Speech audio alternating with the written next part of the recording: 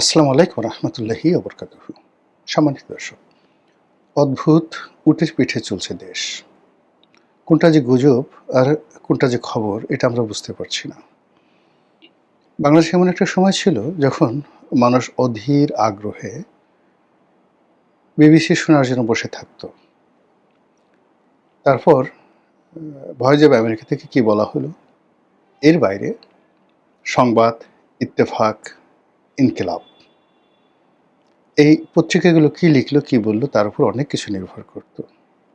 তারও আগে একটা সময় দৈনিক আজাদ পত্রিকা আমরা যেটা শুনেছি, যেটি পুরো ভারতবর্ষের রাজনীতিকে ডমিনেট করত। আমাদের দেশে অবজারভার ছিল, পূর্বদেশ ছিল, দৈনিক পূর্বদেশ ছিল। তো সংবাদপত্রের এই ঐতিহ্য, গৌরবোজ্জ্বল ঐতিহ্য এখন আর নেই। এখন হাতে গোনা দুই একটি পত্রিকা রয়েছে যারা অভিনয় করছে, মুনাফিকি করছে, ইন্টেলেকচুয়ালি পারভার্টেড হয়ে কখনো ভয় দেখাচ্ছে, কখনো লোভ দেখাচ্ছে এবং কখনো বিভ্রান্ত করছে। আর ছোট ছোট যে পত্রিকাগুলো রয়েছে এগুলো সরকারের তোষণ করে থাকে। বড় বড় কর্পোরেট হাউস থেকে বের হয় তাদের ব্যবসা বাণিজ্য প্রোটেকশন করার জন্য তারা মূলত পত্রিকাগুলো বের করে। এক্ষেত্রে সরকারের মধ্যে যদি কোনো স্ট্রং পার্টি থাকে তাহলে এক পক্ষের মদদে অন্য পক্ষকে আক্রমণ করার জন্য তারা মাঝে মধ্যে সরকারের মন্ত্রীর বা প্রশাসনের অনেক দুর্নীতির খবরাখবর ছাপে। কিন্তু ইন জেনারেল সরকারকে আঘাত করার মতো অবস্থা সেই 2001 সন থেকে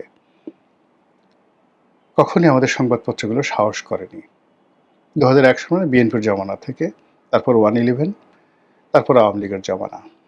এখানে আমরা কিছু মানুষ প্রথার বিরুদ্ধে কথাবার্তা বলেছি, কিন্তু এই কথাবার্তা বলতে গিয়ে আমাদেরকে সারাক্ষণ দোয়া দরুদ তসবি তাহলিল পড়ে যথাসম্ভব সতর্ক হয়ে তারপর কথাবার্তা বলতে হয়েছে। এর বাইরে যারা কার্টুন এঁকেছে, যারা দু কলম লিখেছেন, অসতর্ক হয়ে কোনো একটা ফেসবুকে স্ট্যাটাস দিয়েছেন, এরকম বহু মানুষ জেল খেটেছেন, অনেকে গুমের শিকার হয়েছেন এবং অনেকের জীবন আরও মারাত্মক পরিণতি ডেকে নিয়েছে। অনেকে দেশ ছাড়তে বাধ্য হয়েছেন এই 2001 থেকে এই পর্যন্ত, এই সুদীর্ঘ সময়। কাজেই এখন পরিস্থিতি এমন একটা অবস্থায় দাঁড়িয়েছে, চারিদিকে শুধু গুজব থই থই করে।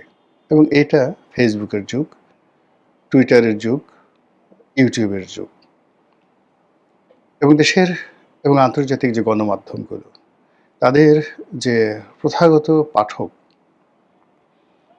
সেই প্রথাগত পাঠক কিংবা দর্শক, সেই দর্শক এখন কোনো অবস্থাতেই সেই প্রথার উপর নির্ভর করে না। যেমন টেলিভিশনগুলোর স্ক্রিন। একটা সময় যখন টক শো করতাম, এমন অনেক টেলিভিশন ছিল যখন একটা টেলিভিশন টক শোতে সেটি মানুষ দেখতেও কম করে 10 লাখ থেকে 20 লাখ লোক অন লাইভে একসঙ্গে দেখত। এখন সেই অনুষ্ঠানগুলো 300-400 লোক দেখে। আবার বলছি, 2010-11 সনে টেলিভিশনের স্ক্রিনে টকশোগুলো হতো এবং জনপ্রিয় টকশোগুলো কখনো কখনো 10 লাখ লোক একসঙ্গে সারা দেশে দেখতেন। এখন সেটা 200, 300 বা 500 চলে আসছে।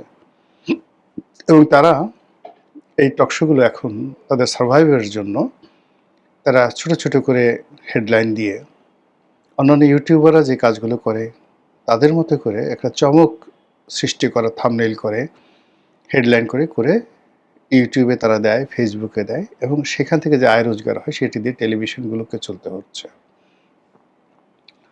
বাংলাদেশে একটা সিঙ্গেল পত্রিকা নেই যে পত্রিকাগুলো তাদের মূল ধারার যে প্রিন্টিং ভার্সন সেটা দিয়ে তারা সার্ভাইভ করতে পারে। তারা প্রায় সবাই বিভিন্ন সূত্র থেকে টাকা পাচ্ছে। কেউ হয়তো তাদের যে প্যারেন্ট কোম্পানি, সেখান থেকে তারা সাবসিডি গ্রহণ করছে। কেউ হয়তো বিদেশি কোনো গোয়েন্দা সংস্থার কাছ থেকে টাকা নিচ্ছে। অনেকে ধান্দাবাজি করছে, কাউকে ভয় দেখিয়ে টাকা নিচ্ছে, এইভাবে তারা চলাচল করছে। কোনো সাংবাদিক হলেই হলো জাস্ট একটা আইডেন্টি কার্ড আছে, ঘোরাফেরা করছে, একটা ক্যামেরা আছে, তারপর বিভিন্ন মানুষকে জিম্মি করে তার টাকা পয়সা উপার্জন করছে। আর অন্যদিকে বড় বড় কয়েকটা পত্রিকা তারা তাদের যে ডিজিটাল ভার্সন, জাস্ট লাইক টেলিভিশনের মতো করে তারা তাদের ডিজিটাল প্ল্যাটফর্ম তৈরি করেছে মূলত ইউটিউবের জন্য আর ফেসবুকের জন্য। সেখানে তারা ফটো কার্ড দেয়, সেখানে তারা ভিডিও দেয়, নানা রকম সাক্ষাৎকার ছাপা হয় এবং সেগুলোর মধ্যে আর আমরা যারা ইউটিউবিং করি এদের মধ্যে ১৯-২০ পার্থক্য আছে। বরং ক্ষেত্র বিশেষে আমরা যারা ইউটিউবিং করি আমাদের অনেকের যে কনটেন্ট আমরা যেগুলো তৈরি করি, কনটেন্টের মান অনেক পত্র-পত্রিকা বা টেলিভিশনের চাইতে অনেক, অনেক অংশে বেশি। ফলে আমাদের মধ্যে কারো, কারো ভিউ, কারো, কারো গ্রহণযোগ্যতা, সরকারি অফিসগুলোতে এদের যে দাপট, এটি যেকোনো পত্র-পত্রিকার চাইতে অনেক, অনেক বেশি। তো এই যে সামাজিক মাধ্যম কেন্দ্রিক বাংলাদেশের রাজনীতি, বাংলাদেশের অর্থনীতি, বাংলাদেশের গণমাধ্যম, প্রচার প্রপাগান্ডা চলছে, এদের মধ্যে আসলে বোঝা যাচ্ছে না। যখন কোনো একটা ঘটনা হয় বা ঘটে সঙ্গে, সঙ্গে আমরা হৈ, হৈ, রৈ, রৈ করে উঠি সামাজিক মাধ্যমে। অন্তত ১ সপ্তাহ পরে আমরা বুঝতে পারি কোনটা সত্য এবং কোনটা মিথ্যা, কোনটা এআই নির্মিত আর কোনটা এআই নির্মিত নয়, কোনটা গুজব আর কোনটা বাস্তব। তারই প্রেক্ষিতে কি হলো, যখনই সামাজিক মাধ্যমে সেটা কোনো পত্রিকার সূত্রে আসুক, টেলিভিশনের সূত্রে আসুক, কোনো ইউটিউবার বা কোনো ফেসবুকারের সূত্রে আসুক বা অন্য যেকোনো সাধারণ মানুষের সূত্রে সেটা আসুক না কেন, মুহূর্তের মধ্যে অ্যাট্রাকটিভ কোনো কিছু হলে সেটা ভাইরাল হয়ে যায়। এরপর শুরু হয় হৈ হৈ, রৈ রৈ কাণ্ড, খোঁজাখুঁজি। খোঁজাখুঁজি করার পরে যখন সত্য প্রকাশ হয়ে পড়ে তখন এক ধরনের প্রতিক্রিয়া দেখা দেয়, আর যখন মিথ্যা প্রমাণিত হয় তখন অনেকে চুপ হয়ে যায়। কিন্তু মিথ্যার কারণে যার ক্ষতি হওয়ার তার কিন্তু ক্ষতি হয়ে যায়। তো এই যখন অবস্থা চলছে, ঠিক সেই সময়টিতে আমাদের যে রাজনৈতিক অঙ্গনে যারা আছেন তাদের উপর সবচেয়ে বেশি অবিচার হচ্ছে। সরকারের উপর, বিরোধী দলের উপরে, দেশ থেকে যারা চলে গেছেন, আওয়ামী লীগের শীর্ষ নেতৃবৃন্দ তাদের ব্যাপারে, সাধারণ মানুষ এবং যারা সামাজিক মাধ্যমে বিভিন্ন প্রসঙ্গ যারা আলাপ আলোচনা করেন, তাদের দাপটে রাজনীতিবিদদের সকল প্ল্যান প্রোগ্রাম রীতিমতো তছনছ হয়ে যাচ্ছে। এই মুহূর্তে সরকার যা কিছু বলছে, বিরোধী দল যা কিছু বলছে, সবাই প্রথমে এটিকে নিয়ে ট্রল করছে। যেমন জামাতের আমির ধরুন একটা কথা বললেন বা জামাতের সেক্রেটারি একটা কথা বললেন। ওটার ইতিবাচক দিক যতটা না আছে তার চেয়ে নেতিবাচক দিক ১০০০ গুণ ঠাট্টা মশকরা ট্রল আমাদের একটা ট্রেন্ড হয়ে গেছে, অভ্যাসে পরিণত হয়ে গেছে।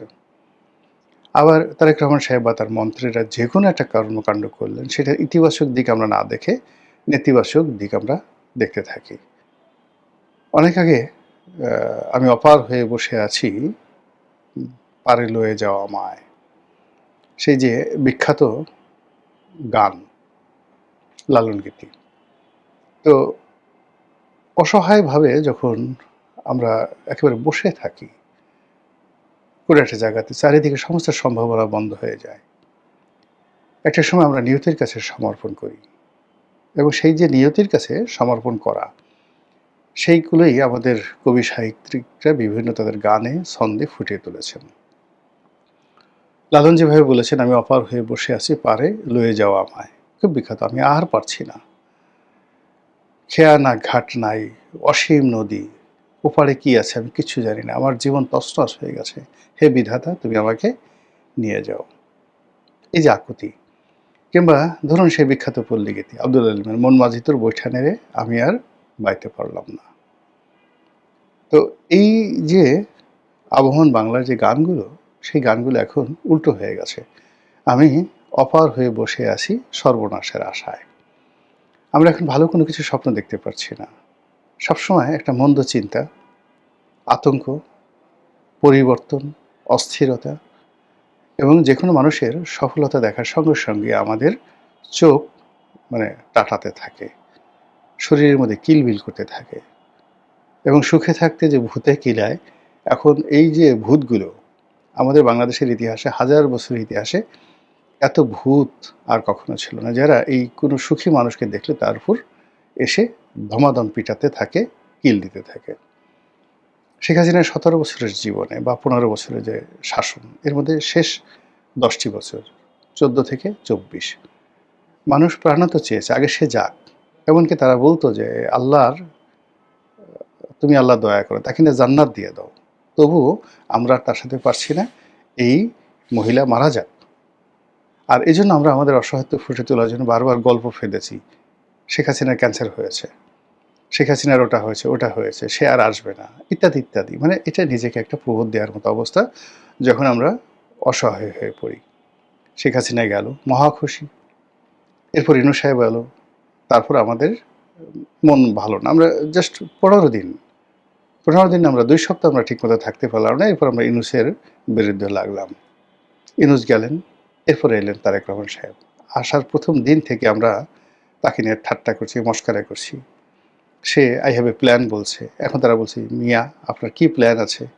মানে আমি দেখলে আপনি করে বললাম। পাবলিক মানে যারা মানে ইউটিউবে আসে বা ফেসবুকে আসে, পরিচয় গোপন করে বিভিন্ন রকম বট বাহিনী তৈরি করে, যা মুখে আসে তাই ব্যবহার করে একজন রাষ্ট্রের প্রধানমন্ত্রী তাকে তুই-তুকারি করে নানা রকম কথাবার্তা তারা বলতে থাকে। প্ল্যান আছে, ঘোড়ার ডিমের প্ল্যান আছে, খাল কাটা, অমুক অমুক অমুক, ফ্যামিলি কার্ড, অমুক অমুক অমুক, যা বলছে মানে সরকারের পক্ষ থেকে এনিথিং, সেটা সরকার বলুক, মন্ত্রীরা বলুক, এমপিরা বলুক, প্রধানমন্ত্রীর উপদেষ্টারা বলুক, যাই বলুক না কেন, একটি পজিটিভ কথা বলার সঙ্গে সঙ্গে 1000 নেগেটিভ ন্যারেটিভ দাঁড়া করানো হয়ে যাচ্ছে।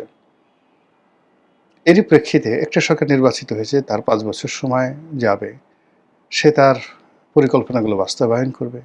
সামনে ইলেকশন আসবে, ইলেকশন এলে আমরা পছন্দ হলে তাকে ভোট দেবো, নাহলে ভোট দেবো না, এটা স্বাভাবিক। আর এরবারে যেটা হয় যে সরকারের ব্যর্থতা যদি চরম আকার ধারণ করে, মারাত্মক আকার ধারণ করে, সরকার যদি ক্রিমিনাল অফেন্স করে, আমরা জনগণ রাস্তায় নামবো এবং সরকারের বিরুদ্ধে নিয়মতান্ত্রিক আন্দোলন করবো, এই তো স্বাভাবিক। কিন্তু এখন আমরা কি করছি?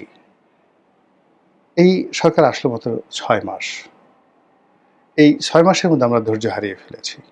আমরা এখন মধ্যবর্তী নির্বাচন চাচ্ছি, আমাদের নিজেদের মুরদ নাই। আমরা এখন বিভিন্ন রকম উছিলা খুঁজছি।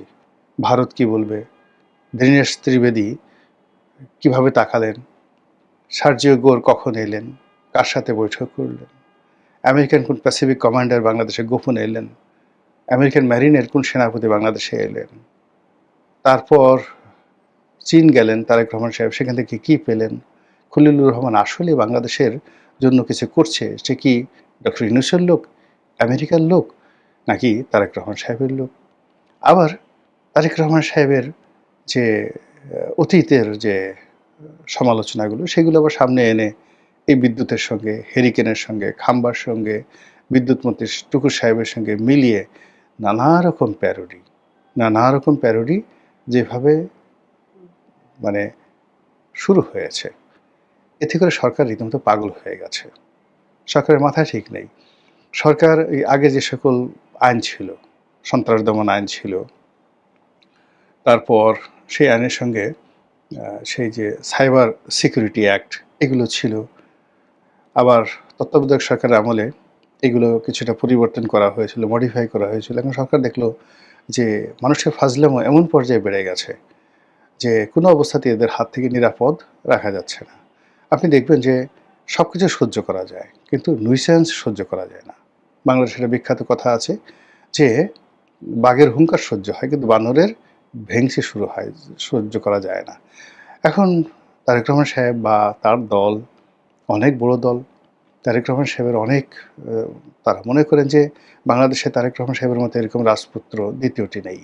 তার মা প্রধানমন্ত্রী, তার মা ফার্স্ট লেডি, তার বাবা প্রেসিডেন্ট, সেনাপ্রধান, মুক্তিযোদ্ধা, তো ইত্যাদি কত, তার শ্বশুর নৌবাহিনী প্রধান, মন্ত্রী, তার স্ত্রী ডাক্তার, পিএইচডি হোল্ডার, মানে এইরকম যাকে বলা হয় একেবারে ব্লু ব্লাড সব দিক থেকে। আপনি যদি ব্রিটেনের কোনো লর্ডকে ধরেন, আর্ল ধরেন, বা রাজ পরিবারের কোনো সদস্য, থিওডর রাজবংশের কোনো সদস্য, ঠিক ওইরকম বাংলাদেশে তারেক রহমান সাহেবকে মনে করা হয় ব্লু ব্লাড। তো সেই ব্লু ব্লাডের একজন মানুষ প্রধানমন্ত্রী হয়েছেন। এখন লোকজন তাকে ছোট করার জন্য সে লেখাপড়া কি করেছে, ইন্টারমিডিয়েটে তার রেজাল্ট কি, ম্যাট্রিকে তার রেজাল্ট কি, বিএ পাস সে কেন করলো না, ইত্যাদি, ইত্যাদি নানা রকম সমালোচনা। সে এতদিনে আমেরিকাতে লন্ডনে থাকলো। সেখানে থেকে কি একটা বারেট ল করতে পারত না? একটু পড়াশোনা করতে পারত না? অক্সফোর্ড থেকে কি একটা ডিগ্রি নিতে পারত না? এই সকল কথাবার্তা বলে প্রতিটা মুহূর্তে পাজেল করে ফেলছে। সে যাদেরকে নিয়োগ দিচ্ছে উপদেষ্টা রূপে, এর চুল নাই কেন? ওর গাল বাঁকা কেন? ও ঘাড় বাঁকা করে কথা বলে কেন? ও কি বাংলাদেশ সম্পর্কে জানে? ইত্যাদি নানা রকম কথাবার্তা বলে প্রতিটা মুহূর্তে সরকারের যে মানসিক শক্তি, সেই শক্তিটাকে তছনছ করে দিচ্ছে। এবং সেই তছনছের ফলে কি হলো? সাধারণ মানুষ আমাদের দেশে বিভ্রান্ত হচ্ছে। বিভিন্ন মানুষ একপক্ষ বলছে যে, "না, এই সরকার ৬ মাসের মধ্যে এটা শেষ করে দিয়েছে। বিদ্যুৎ দিতে পারতেছে না। মারামারি হচ্ছে, কাটাকাটি হচ্ছে, আইনশৃঙ্খলার কোনো মানে লক্ষ্য নাই, ব্যবসা-বাণিজ্যের কোনো উন্নয়ন নাই, গ্যাসের সংকট, তেলের সংকট। এই ৬ মাসে অন্তত ৬,০০০ সমস্যা বাংলাদেশে কুরে, কুরে খেয়েছে।" বিভিন্ন জায়গাতে মন্ত্রীরা কাজের চেয়ে তাফালিং করছে বেশি। তারা সেই ফাটাকেষ্ট হওয়ার জন্য লাফালাফি করছে। তারপরে অভিনয় করছে, ফাঁকি দিচ্ছে। কারো, কারো বিরুদ্ধে দুর্নীতির অভিযোগ আছে, প্রবলভাবে দুর্নীতির অভিযোগ আছে। ৬ মাসে যদি এই অবস্থা হয় তাহলে ৫ বছরের মধ্যে তো তারা মোটামুটি একেবারে ফোকলা বানিয়ে ফেলবে। কাজেই তাদেরকে সুযোগ দেওয়া যাবে না। Immediately they have to go. এক্ষুনি তাদেরকে চলে যেতে হবে। টেনে হিঁচড়ে তাদেরকে নামানো হবে এবং এটা দায়িত্বশীল বিরোধী দলের পক্ষ থেকে বলা হচ্ছে। তারপরে বিরোধী দলের এ টিম, বি টিম তারা সরকারের বিরুদ্ধে প্রতিশোধ নিতে যাচ্ছে। অন্যদিকে আওয়ামী লীগের যারা লোকজন আছে, তারা বিদেশ থেকে নানা রকম ফোড়ন কাটছে। এই আজকে আপা আসবে, কালকে আসবে, পরশুদিন আসবে। আজকে নরেন্দ্র মোদি এই কাজ করবে, পরশুদিন এই কাজ করবে। ২০২৬ সনে সরকার ১২টা বাজবে, ২৭ সনের মধ্যেই আবার একটা নতুন অংশগ্রহণমূলক নির্বাচন দিতে হবে আওয়ামী লীগকে কেন্দ্র করে। এই সমস্ত নানা রকম বক্তব্য মানে দিয়ে সামাজিক মাধ্যমে প্রতিটা মুহূর্তে যে হাইপ তোলা হচ্ছে, এই হাইপ দেখার পরে মানুষ তো, সরকারের যারা লোকজন আছেন তারা তো দেবতা নন, তারা মানুষ, রক্ত মাংসের মানুষ। ফলে তাদের যে কি কষ্ট হচ্ছে এটা একমাত্র তারা, ভুক্তভোগী যারা আছেন তারাই বলতে পারবেন। মহান আল্লাহ রাব্বুল আলামিন আমাদের সবাইকে হেদায়েত দান করুন এবং হেফাজত করুন। আসসালামু আলাইকুম ওয়া রাহমাতুল্লাহি ওয়া বারাকাতুহু।